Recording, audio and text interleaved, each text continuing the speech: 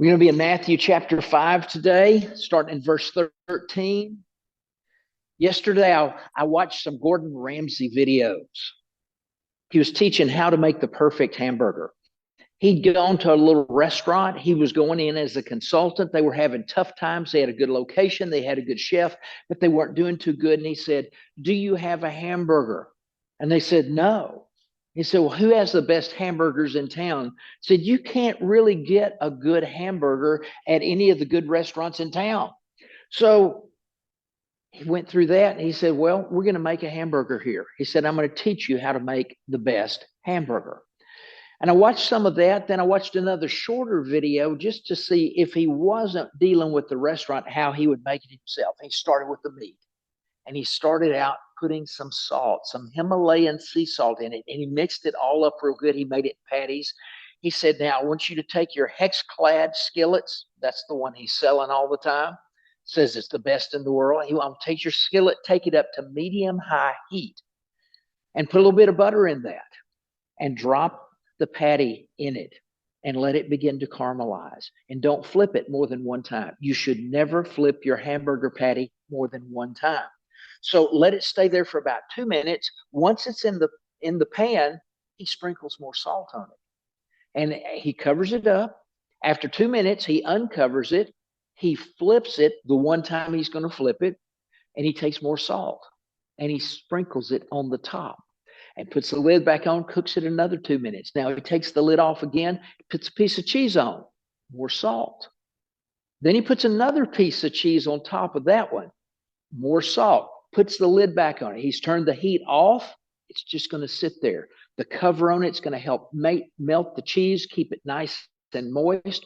When he finally takes the lid off, he scoops it up. He's prepared the bottom of the hamburger with some vegetables. He puts the meat there. He puts those grilled onions that were in with the hamburger patty on top, and then he sprinkles it again with just a little salt. He salted it about 5 times. So now we'll read our scripture. You are the salt of the earth. But if salt has lost its taste, how shall its saltiness be restored? It is no longer good for anything except to be thrown out and trampled under people's feet. You are the light of the world. A city set on a hill cannot be hidden, nor do people light a lamp and put it under a basket, but on a stand, and it gives light to all of the house. In the same way, let your light shine before others, so that they may see your good works and give glory to your Father who is in heaven. Pretty tall orders. Simple, easy to understand. You're commissioned and you're called to be the salt and the light of the world. So we're going to talk about how that might play out. I want to go back to the beginning of this, do a little word study with you I found very interesting. You are the salt of the world, of the earth, but if salt has lost its taste, how shall its saltiness be restored? That word in the Greek language for salt that has lost its taste, in Strong's dictionary of the Bible, the first definition is foolishness. The second definition is tastelessness. This word, this Greek word that Jesus uses there, is the word we get our English word moron. Now, the times have changed, but basically it's saying don't be foolish. You're foolish if you let yourself lose your saltiness. He wants you to be the salt of the earth. And that word there is you basically become a moron. Now, I know we don't use hate speech in church anymore. And you know I'm politically correct. I remember about 8 or 10 years ago, and I don't even have to mean to be, it comes naturally to me. About 8 or 10 years ago, we were in the balcony of Munger Place Church. Some of you have been there before. It's my favorite venue ever. We had this huge, massive, semicircular stained glass window that I was looking at.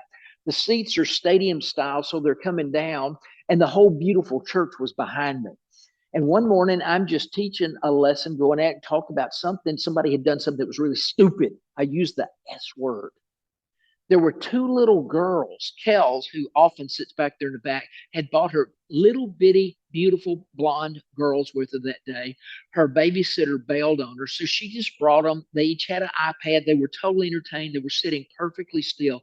When I said stupid, man, their little heads came up. They looked at their mother.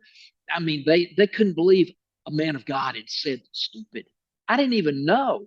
We talked about it later. Oh, no, no. If you call somebody stupid, you go straight to the principal's office. So let's go back to 1910 when I was just a teenager. I'm going to read you a quote from back in those days. This is from Henry H. Goddard in Journal of Proceedings and Addresses of the National Education Association of the United States, July 1910. This is how our words change. It says the feeble-minded may be divided into three categories. Number one, those who are totally arrested before the age of 3 so that they show the attainment of a 2-year-old child or less. These are idiots. I hope y'all have a sick sense of humor like I do. Those so retarded that they become permanently arrested between the ages of 3 and 7, these are imbeciles. Those so retarded that they become arrested between the ages of 7 and 12, these were formerly called feeble-minded, the same term that is applied to the whole group. We are now proposing to call them morons. This word being the Greek word for fool. The English word food, as formerly used, describes exactly this grade of child, one who is deficient in judgment or sense. I know I use some strong language, but I remember back in elementary school, we were so proud of ourselves when we learned to say imbecile and called each other imbeciles all the time. We just thought these were great, fun words. And that was our sense of humor back then. But it's serious business. One who is deficient in judgment or sense. That's what happens if we stop being the salt of the world. What's the opposite of foolish? You don't have to guess out loud. You might be wrong. But it's pretty simple. It's wisdom. It's wisdom. Now, I want us to look at some passages about how Jesus is our wisdom. 1 Corinthians chapter 1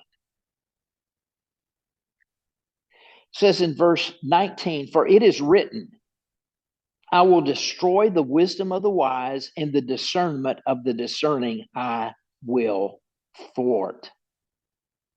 That's talking about IQ and EQ. When people think they're smarter than God, he's going to shut them down. We go to verse 24. "But to those who are called, both Jews and Greeks, Christ, the power of God and the wisdom of God. For the foolishness of God is wiser than men, and the weakness of God is stronger than men."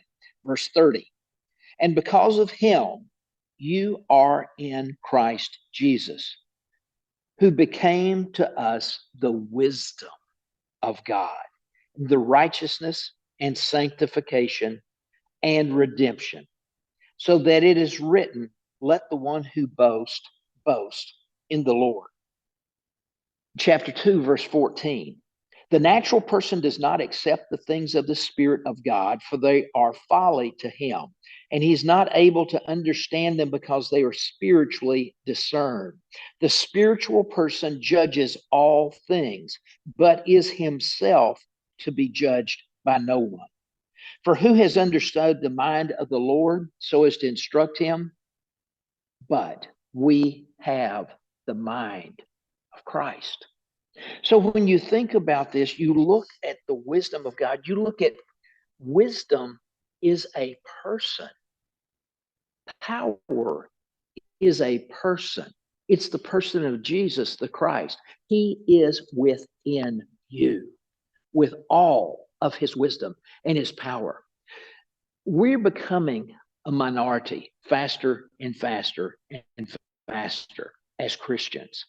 I think there's some dark days ahead, and that's when lights shine the brightest. You could be excited about the difficult times that are coming. We're going to have the privilege of suffering for the Lord. But when you step up in faith, there are going to be rewards. Remember Hebrews 11:6. Without faith, it is impossible to please God. But everyone who comes to him must believe that he exists and that he rewards those who earnestly seek him. When you take that step of faith to be salt and to be light and to be different and to stand out and to represent God, he's going to support you in your act of faith. He's going to reward you with his power, with his wisdom. Jesus was all by himself the salt and the light of the world when he was here. And he found himself in many difficult situations. God never let him down. You might thinking, yeah, but he got crucified. God didn't let him down, raised him from the dead, gave him that distinction that he would be raised, never die again, and eventually just ascend to heaven. Pretty cool stuff. So God's got you in these coming days, but there's so much darkness. The world needs you. We look at this passage about a city set on a hill. You probably know of some cities set on a hill. I remember when I was at Baylor University, it was about 90 miles down the road. And back in those days, you can make that trip in about an hour in my little sports car. It was a great fun drive. Didn't have nearly as many radar units back in those days. So used to drive fast, but I remember a lot of times coming back to Dallas late at night, coming home and coming up 35 and just seeing that downtown Dallas skyline in the distance. It really stands out at night. One of my happy places is Santa Fe, New Mexico. I usually arrive because back in the day when I was going there every year, I would leave here, tell you don't talk to me. I've got my car packed. I'm getting on the road. And it would always be dark when I got to Santa Fe. And I could see it in the distance because it was lighted up. But the coolest thing was Los Alamos. Los Alamos is where they created the atom bomb. It's per capita the most intelligent city on the planet. I mean, our smartest people work there. It's up on a hill. During the daytime, you'll see the mountain. You really can't see the city. But at night, there's this string of lights in the middle of the mountain. That is Los Alamos. You think about the days when this was written, when people traveled, they'd be looking, they'd be watching for that city that was lighted up because it represented refuge, a place to stay, shelter, food, people they were going to visit, maybe business. It was something they went to. For salt, we got to get ourselves out of the salt shaker and we will be applied to situation. But people will come to us because of the light of God as we become the light of the world, as we allow Jesus to shine through. We will attract people to us. You ever have people walk up and just say they noticed how happy you were? I remember one day, my friend over here and I were at Eddie's, and we were having a great time sitting on the patio. Billy Gibbons of ZZ Top was inside. One of the waiters came out and said, "Man, you're having lunch with rock and roll royalty." And I looked at him. I thought, "You didn't tell me. I didn't know." And just didn't know about that. And he said, "Man, do you know who's on the other side of that window?" I said, "No," because they have windows that will slide back and forth. It was kind of cool that day. And the window was closed. He said, "Billy Gibbons." I thought, wow. Well, going through the restaurant, I wasn't going to stop, wasn't going to bother the man, but Eddie called us over, wanted to introduce us. One of the nicest guys I've ever met. And he said, "Man, I saw you guys out there. I nearly left him to come sit with y'all. It looked like y'all were having so much fun." People see that. People will see there's something in you and they will be drawn to it. They will move to it because they recognize they need it. these things will happen. So we can look at some more scriptures. Joyce Meyer recently was talking about the state of the world that we're in, and she went to 2 Timothy chapter 3. It says, but understand this, that in the last days there will come times of difficulty. Those days are here. Now, see if there's anything I'm about to read that you don't find in life every day. For people will be lovers of self, lovers of money, proud, arrogant, abusive, disobedient to their parents, ungrateful, unholy, heartless, unappeasable, slanderous, without self-control, brutal, not loving good, treacherous, reckless, swollen with conceit, lovers of pleasure rather than lovers of God. Folks, that's all around us. That is darkness. That is evil. It's all around us. It's a dark world, and God has given us the privilege of being the light. And as we become that light, there's going to be persecution, but there's going to be rewards. There's going to be fulfillment. And when the light of God is shining through you, you will feel something really good. I love those times where I can just feel the light of God coming through. I just got back from my second Louisiana Cajun Creole Acadian food tour. Now, I left on a Friday weighing 179 pounds. I returned on a Monday weighing 189 pounds. That's why I'm kind of covered up and draped today. No regrets. It was well worth it. We ate a lot of really good food. We ate in places I didn't know existed. I was down there with Homeboy from New Iberia. But just about everybody we came in contact with, we left them better than we found them. The restaurant owners, we brightened their day. We complimented, we sprinkled salt on them, so to speak. Keep in mind what salt does. It preserves and it enhances the flavor that's already there. If you put salt and pepper on your meals, the pepper will change the flavor, but the salt enhances the flavor. And God expects us to enhance the flavor that He's already put in people. So just being kind and nice and friendly to waitresses made a difference. But it got better than that. I had no idea. I was going in there to be with my friend. He said, are you all right Saturday night if we have dinner with the people that introduced me to my wife? I said, man, love to. I saw them last time. They're great people. She's an attorney. My friend's wife is an attorney. They introduced my friend and his wife together. They've been friends all of these years. Her husband is an attorney. Great folks. We got to their house. They said, hey, we got another couple of friends coming over and they're going to drive us. I thought, okay, fine.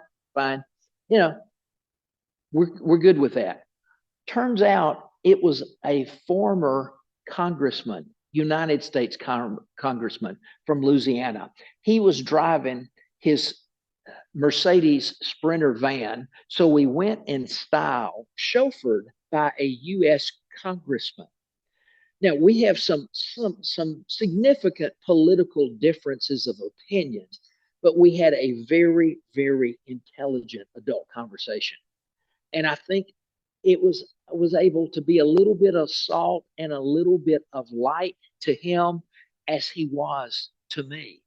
That's two people on different sides of the fence having a really good conversation and talking about things and talking about how we could make things better. The biggest takeaway I had from him is he said, people forget so quickly we're still the absolute best place on the planet to live. And I think that's absolutely true. We don't know what it's like to have bombs going off around you all the time. We don't know what it's like to having armed soldiers that will shoot you if they see you. We don't know how to live under danger for our lives every day. We don't have to spend time every day looking for clean water to drink. We've got it so good. So we had a great time with him. It all ended very well. We're still friends after we'd had our conversations. Got to sit next to him at dinner, got to sit with him up front for about 30 minutes on the drive home. Great time. Then the next day, we're in a bar killing time between our meals. We'd already had our first meal of the day, waiting for the second. And we go in this bar and we're having a drink and we're talking, and we sit down next to this guy at the bar. He starts talking with my friend. Turns out they both grew up in New Iberia, Louisiana. Turns out their daddies were in the military together and knew each other and did different tours of duty together. Turns out he's a Christian, but he hadn't found a church down there. When he was in Dallas, he was active at Irving Bible College. Andy McQuitty was the pastor. He loved Pastor Andy so much, and he just hadn't been able to find anything. I think we talked him into starting his own church. You know, if you want to grow fast, if you want to learn something, like Dr. Stephen Covey says, teach it to somebody else. So just that random visit with this guy at the bar may start a whole new church or a whole new Bible study in Lafayette, Louisiana. That's being salt and light. It's fun. It feels good to you. It feels good to the other people. It makes such a huge, big difference. So we see how much from Second Timothy, how much the world needs us because they've just turned away from God big time. Another passage in First Corinthians. Did I already read from First Corinthians? Okay, good. We'll skip over that. Another passage in Hebrews, chapter 13. I find this to be interestingly entitled Sacrifices Pleasing to God. This is the last chapter of Hebrews. The writer's going to wrap it up with sacrifices that please God. So the first verse, let brotherly love continue. Do not neglect to show hospitality to strangers, for thereby some have entertained angels unawares. We jump over to verse 15. Through him, let us continually offer up a sacrifice of praise to God, that is the fruit of lips that acknowledge his name. Do not neglect to do good and to share what you have, for such sacrifices are pleasing to God. Well, it's obvious good works are a sacrifice. Praise from your lips is a sacrifice. But fellowship is also a sacrifice. To be together. We need to be together. I was talking with somebody before we started who watches on Zoom, but it's better just to be here live and in person when we can. I know you guys on Zoom talk to each other after I'm done. That's a good thing. That adds fellowship to it. I love it. But fellowship is a sacrifice to God because it blesses the body. And we need to sacrifice that fellowship. Sometimes we don't even feel like being around people. That's probably when we most need to be around people and go and be salt and light to them. Because as you're being the salt and light, you're going to receive the salt and light. You're going to reap what you sow. It gets better and better. But he talked about these are sacrifices that please God. Bill Johnson was talking about one day when he was at Weaverville, which was before he got to Bethel Church. It was a small church. He was a senior pastor. He was the only staff there. He was in the back of the chapel walking and praying and reading his Bible. He said he liked to walk while he prayed. And he said, because you don't go to sleep when you're walking. But if you do, you will wake up quite abruptly. You ever think about that? So he's walking, he's reading, he starts in Isaiah chapter 60. He said something shifted in him that day. He saw more clearly than ever before what God wanted to do with him, his family, and God's people. Let this soak in. It's really good news. It says, arise, shine, for your light has come, and the glory of the Lord has risen upon you. For behold, darkness shall cover the earth, and thick darkness the peoples. But the Lord will arise upon you, and his glory will be seen upon you. And nations shall come to your light, and kings to the brightness of your rising. Lift up your eyes all around and see. They all gather together. They come to you. Your son shall come from afar. Your daughter shall be carried on the hip. Then you shall see the radiant. Your heart shall thrill and exult, because the abundance of the sea shall be turned to you. The wealth of the nations shall come to you. A multitude of camels shall cover you. And the young camels of Midian and Ephah and all those of Sheba shall come. They shall bring gold and frankincense, and shall bring good news, the praises of the Lord.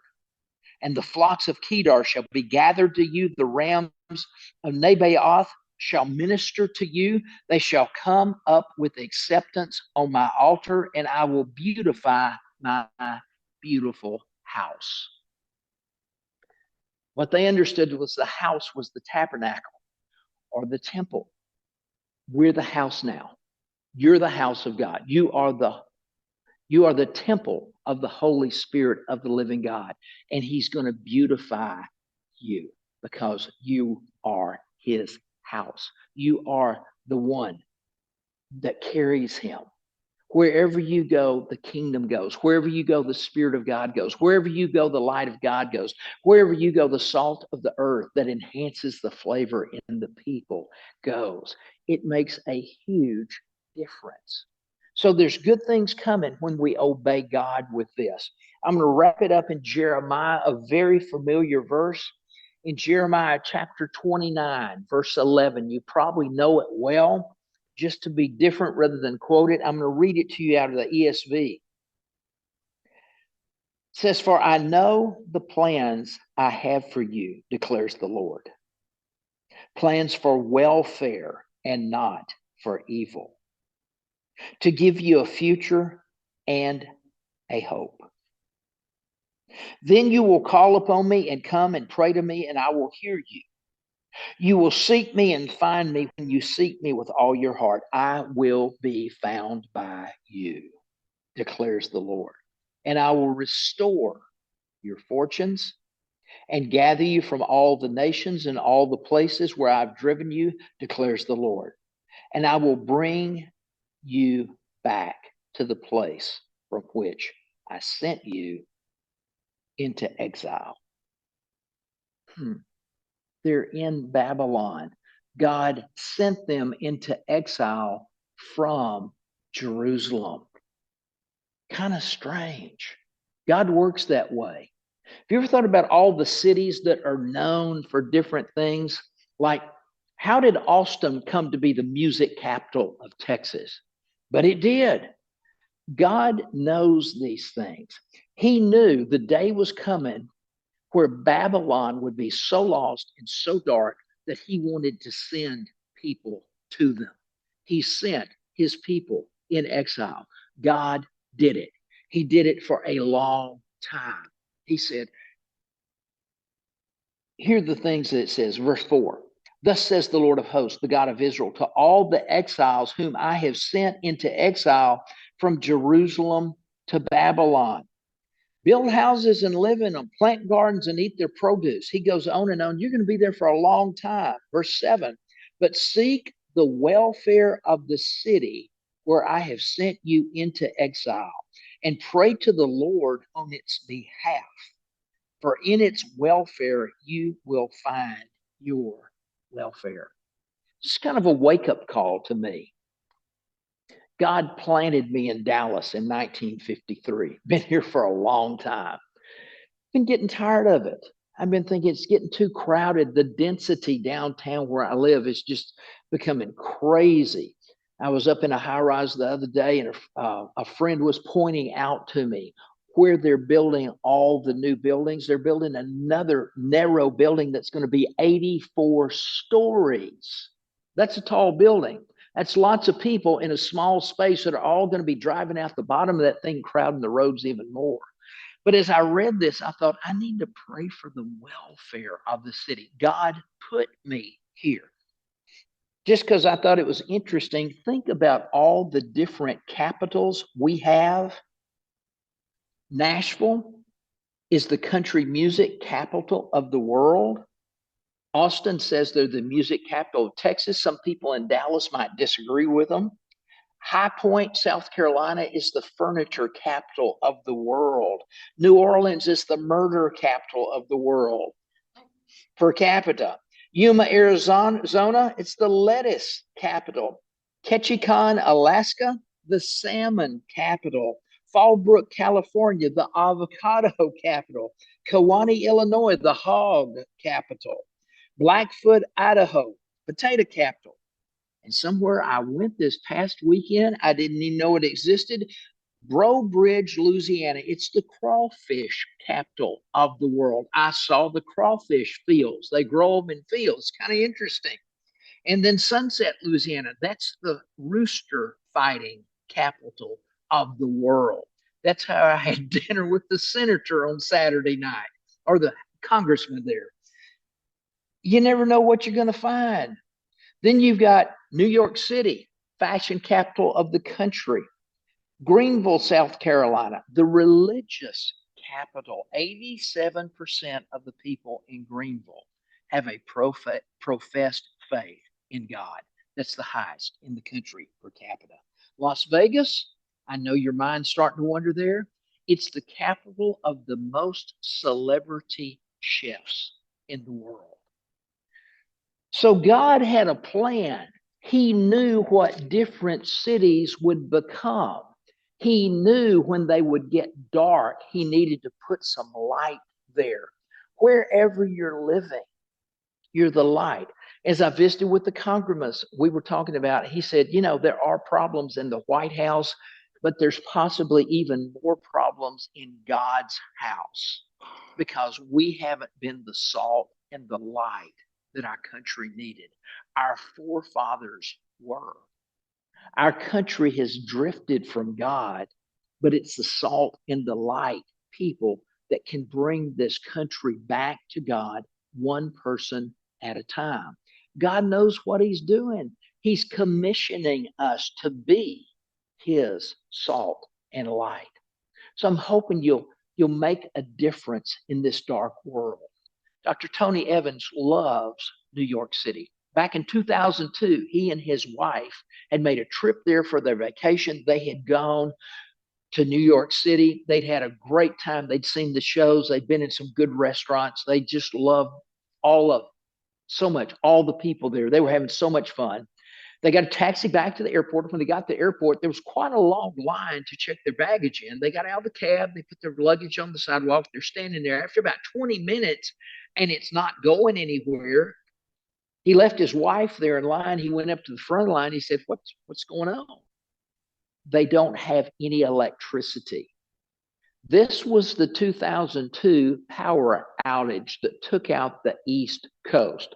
They were there for that. So he realized, oh my goodness, we can't check in. We can't check us out.